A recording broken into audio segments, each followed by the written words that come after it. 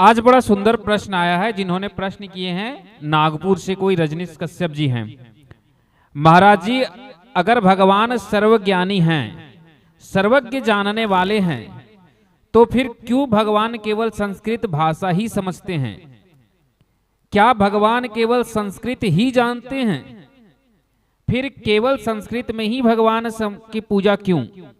और लोग कहते हैं कि संस्कृत में ही श्लोक को बोलना है, तो क्या इसकी कोई आवश्यकता है, या फिर भगवान को भाषाओं का ज्ञान नहीं ये इंसानों ने बनाया है? देखिए, ये प्रश्न बड़ा उत्तम मुझे लगा। जो भी कहा जाए, बड़ा उत्तम प्रश्न है कि भगवान सर्वज्ञानी है तो फिर हर भाषाओं का ज्ञान होना चाहिए, फिर संस्कृत ही केवल क्यों? और अगर केवल भगवान सर्वज्ञानी है तो फिर हमें संस्कृत सीखने की आवश्यकता क्यों? देखिए, यहां पे दो कारण होती है। दुनिया की ऐसी कोई भाषा नहीं, ऐसी कुछ नहीं जिसने भगवान ने ना बनाया हो। मनुष्य के मन के या विचारों के या मस्तिष्क में अगर कोई बुद्धि आता है तो उस बुद्धि को देने वाले स्वयं भगवान श्रीमन नारायण है, तो उसे सब कुछ नारायण को ज्ञान है।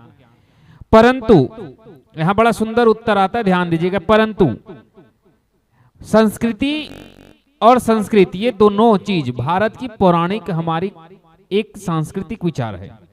भारत की कल्चर है संस्कृति, और संस्कृत हमारी पुरानी भाषा है। दूसरी चीज,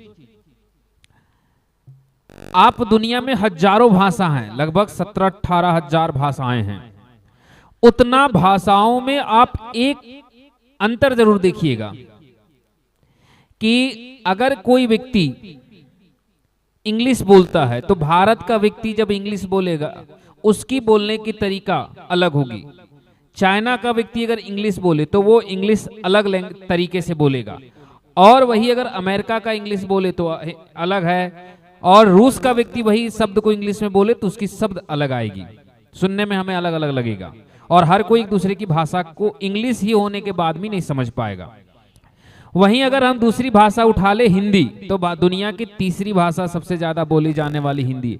पर हिंदी में भी अंतर है। जैसे हम लोग कहते हैं ना, तुम क्या कर रहे हो, वही चीज अमेरिका या ब्रिटेन या रूस से आए हुए लोगों का भाषा सुनिएगा, तुम क्या कर रहे हो।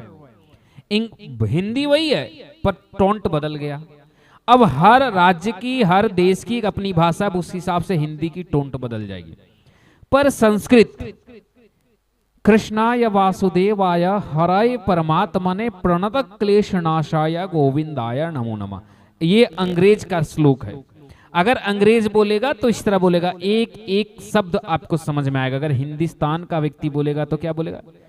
श्री कृष्णाय वासुदेवाय हरे परमात्मने प्रणत क्लेशनाशाय गोविंदाय नमो नमः।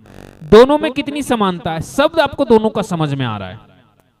इसीलिए हमारे पौराणिक नियम रहा है शास्त्रार्थ, ज्ञान का आदान प्रदान, जहां जिससे जो मिल गया वो उस ज्ञान को लेने लगा। कोई ज्ञानी पुरुष किसी को मिल गया, ज्ञान देने लगा, लोग बैठ करके सुन लिए। अब आप सोचिए कि एक टीचर है जो फारसी में पढ़ा रहा है या बंगाली पढ़ा रहा है, लेकिन आपको बंगाली नहीं आती, लेकिन आपने बंगाली सीखा है, पर आपकी जो सिखावट वाली बंगाली और वो जो बंगाली बोलेगा, उसका दोनों का लैंग्वेज बदल जाएगी। इसलिए संस्कृत ज्ञान का आदान प्रदान करना एक बड़ा सरल है। दुनिया की किसी भी देश की भाषा को आप देख ले, दुनिया की जितनी भाषाएं हैं वह हर व्यक्ति के द्वारा बोलने पर शब्द अलग अलग हो जाएगा। जैसे what are you doing, what are you doing, दोनों एक ही, लेकिन व्हाट का शब्द हमें समझ नहीं आ रहा कि व्हाट आर यू डूइंग बोल रहे हैं, व्हाट आर यू डूइंग।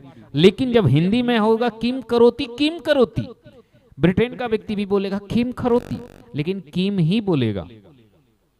इस चीज को आप समझिएगा कि संस्कृत एक ऐसी भाषा है जिसमें दो लोगों के मध्य में वार्तालाप किया जा सकता है। इसीलिए भगवान के नाम पे ही सही, लेकिन हम जब कुछ करते हैं तो ये भगवान को पसंद नहीं है, लेकिन भगवान के नाम पे करते कि संस्कृत सबको अच्छा से समझ आ जाए। संस्कृत एक ऐसी भाषा है जिससे अगर बात किया जाए तो नॉर्थ का, ईस्ट का, वेस्ट का, दक्षिण, उत्तर, पूर्व, पश्चिम, किसी भी भारत का नागरिक हो, अगर आप देखिएगा संस्कृत में जब पंडित जी पूजा कराएंगे और श्लोक पढ़ेंगे तो एक चीज खासियत देखिएगा, सबकी संस्कृत की व श्लोक व्याख्या एक ही समान होगा, सबका उच्चारण एक जैसा होगा।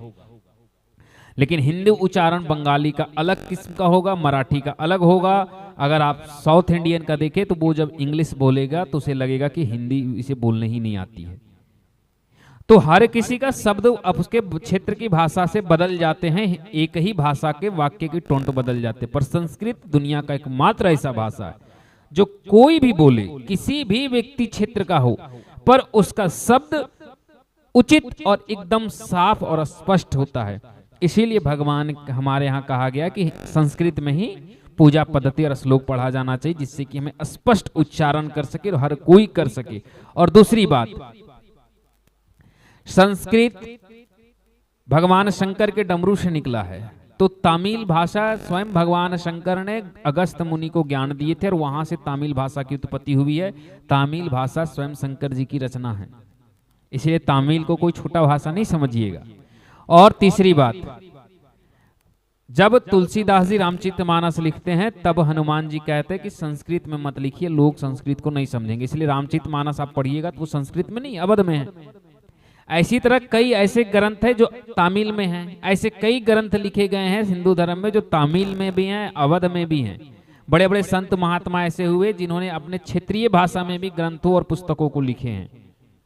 और चौथा बात ये रहा कि जिस समय की हम बात करते ग्रंथों की, उस समय के लोग संस्कृत ही बोलते थे। राजा परीक्षित और राजा महाराज सुखदेव जी महाराज दोनों संस्कृत वाचक ही थे, इसलिए एक दूसरे से संस्कृत में ही वार्तालाप किए।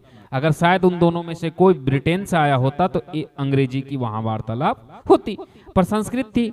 इसलिए हमें ये मान करके नहीं चलना चाहिए कि भगवान सर्वज्ञ नहीं जानते हैं। हमें ये मान करके चलना चाहिए कि भगवान जाने या ना जाने, हमें अपनी संस्कृति जाननी चाहिए और हमें भगवान के लिए नहीं, अपनी संस्कृति को स्वयं के हाथों से निखारना चाहिए। दुनिया चाइना हो, वो अपनी भाषा बोलेगा, अमेरिकन भाषा में सारा काम करेगा, पर चाइनीज अपनी भाषा बोलेगा। आप देखिएगा इंडिया में कोई चाइनीज घूमने आएगा तो उसको घुमाने जो लेके जाएगा वो टूरिस्ट के लिए, उसे चाइनीज सीखना होगा। जापानीज जापान का भाषा बोलता है, यहाँ से अगर आप जापान पढ़ने जाएंगे तो आपको पहले 2 साल जापानी सीखना होगा। रूस में जाएंगे तो पहला साल आपको रसियन सीखना होगा। यूक्रेन में जाएंगे तो पहला 1-1.5 साल एमबीबीएस के स्टूडेंट को पहले वहां रसियन लैंग्वेज सिखाया जाता है। फ्रांस में आपको फ्रांसीसी लैंग्वेज सिखाया जाएगा। जर्मनी जाएंगे तो आपको सबसे पहले जर्मन भाषा सिखाया जाएगा। अमेरिका जाएंगे तो सबसे पहले अमेरिकन इंग्लिश सिखाया जाएगा। लेकिन दुर्भाग्यता की बात है कि इंडिया में यही चीज अगर हम कह दें कि आप पढ़ने से पहले अपनी भाषा हिंदी में ही पढ़ाई होगी, तो सबसे ज्यादा क्षेत्रीय लोगों को ही दिक्कत होती है। हर देश क्या पागल है जो अपने देश में इन भाषाओं को चला रहा है? क्षेत्रीय भाषा कभी भी विलुप्त नहीं होना चाहिए, हमारी पहचान है। अगर हिंदू धर्म खत्म हो जाए, हिंदी भाषा खत्म हो जाए, पूजा पाठ सब कुछ खत्म हो जाए, सब लोग व्हाइट एंड गोल्ड एकदम टाई बेल्ट लगा करके और मैगी चाउमीन खाने वाले डोनाल्ड ट्रंप के समान सब हो जाए, सबके घर में माँ बहन बेटी एक साथ बैठ करके दारू पीने लगे, तो क्या ऐसी भारत फिर भारत रहेगा? केवल आप कल्पना कीजिए कि क्या ऐसे में भारत को भारत रहेगा? तो भारत को भारत ही बनाए रखना है, इसलिए भी हमें संस्कृत सीखना चाहिए। पर याद रखिएगा, संस्कृति राष्ट्र के लिए होती है और उसकी रक्षा करना हमारा धर्म होता है, इसलिए भी संस्कृत सीखना हमारा उत्तरदायित्व है। भगवान के ही नाम पे सही, लेकिन हम सीखे। भगवान के ज्ञान को प्रश्न चिन्ह मत उठाओ, अपने उत्तरदायित्वों पर प्रश्न चिन्ह उठाओ, तुम्हें हर प्रश्न का उत्तर मिल जाएगा। परंतु ऐसे प्रश्न मुझे बड़ा अच्छा लगता है, ऐसे लोग जब प्रश्न भेजते हैं तो मुझे बहुत खुशी होता है कि समाज में कुछ ऐसे लोग भी हैं जो गहराई से ऐसे प्रश्नों को ढूंढ करके लाते हैं, जिस पर हिंदू विरोधी या हिंदू धर्म को अपमानित करने या कृतज्ञ करने वाले लोग भी हिंदू धर्म को टारगेट कर सकते हैं। आपने ऐसे प्रश्नों को चुन करके लाया, ये मुझे बड़ा उत्तम लगा।